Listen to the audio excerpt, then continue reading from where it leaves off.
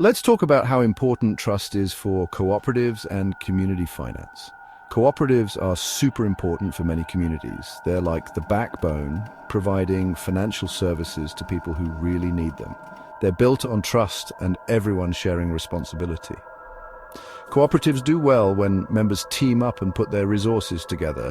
This teamwork gives them the power to get loans, savings plans, and other financial tools they might not be able to get on their own.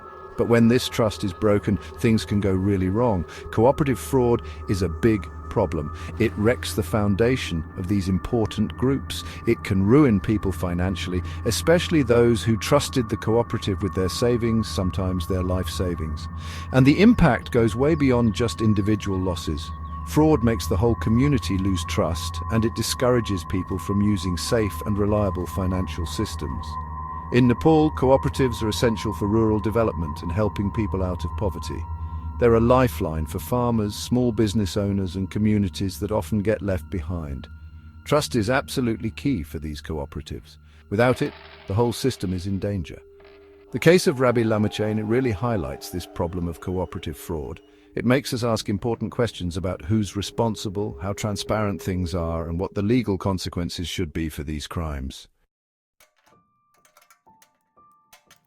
Cooperative fraud is like breaking a promise. It's when someone uses a cooperative illegally for their own benefit. It can happen in different ways. One way is embezzlement, which is stealing money directly from the cooperative. Another way is falsifying records, which means messing with financial documents to hide illegal stuff. There's also misappropriation of resources, which is using cooperative property for personal gain. These sneaky tricks often involve complicated plans meant to make the bad guys rich at the expense of unsuspecting members. Sometimes just one person is behind the fraud. Other times it's a whole group of people working together to commit the crime. Cooperative fraud isn't a victimless crime, it hurts real people. When a cooperative is cheated, its members lose their savings, they can't get loans, and they lose faith in a system that was supposed to help them. The damage goes even further, sometimes crippling the entire cooperative and leaving the community without essential financial services. Cooperative fraud can be a stepping stone to even bigger crimes. Organized crime groups often take advantage of weaknesses in cooperatives. They use them to launder money, which is making dirty money look clean. There are 3 steps: placement, layering, and integration.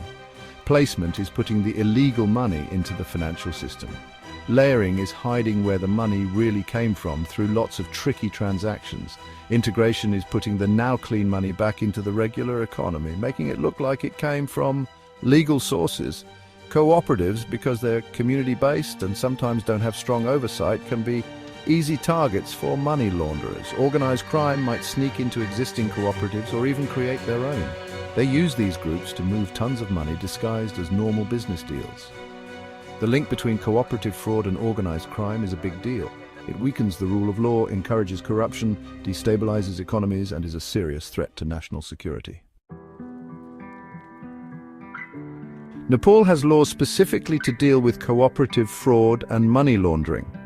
The Cooperative Act of 2017 sets the rules for cooperatives in the country. It includes ways to punish fraud, embezzlement, and other financial crimes. This act stresses the importance of being open and honest, being accountable, and having good leadership within cooperatives. The Money Laundering Prevention Act of 2008 makes money laundering illegal. It allows the government to take assets bought with dirty money. This act also created a financial information unit to fight money laundering and terrorism financing. The penalties for cooperative fraud and money laundering in Nepal are tough. They can include jail time, big fines, and having your assets taken away. How harsh the punishment is depends on how bad the crime was. The courts take these crimes very seriously because they know how much they hurt individuals, communities, and the whole economy. The case of Rabi Lamichhane, a famous media person and politician in Nepal, has put a spotlight on cooperative fraud and money laundering.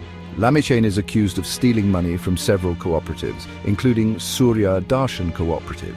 He's also accused of laundering that money through different businesses. The charges against Lamichhane are serious.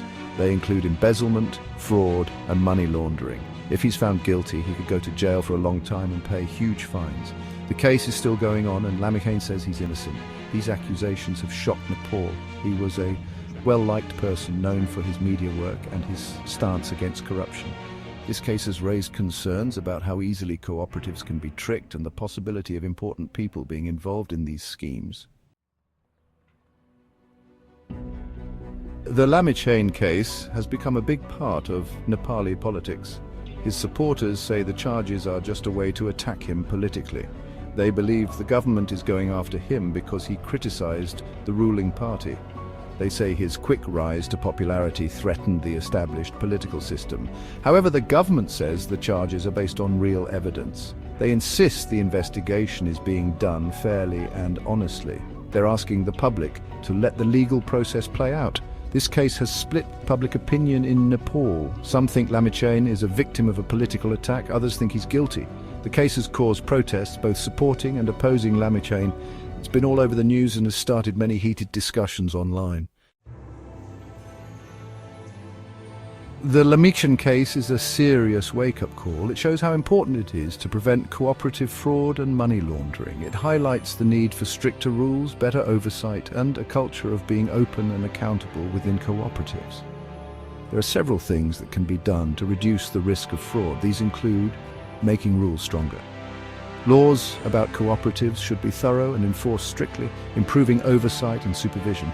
Regular checks, both internal and external, are essential to catch and prevent fraud, promoting good leadership. Cooperatives should have good management practices, including transparent finances and clear responsibilities. Educating members.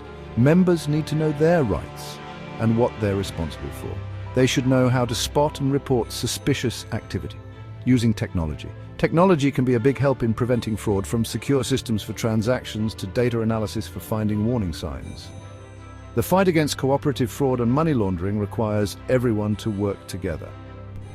Government agencies, regulators, cooperatives and members all need to team up to protect these important institutions. Only through transparency, accountability and a commitment to doing what's right can we make sure cooperatives continue to do what they're meant to do, empower communities and help everyone grow economically.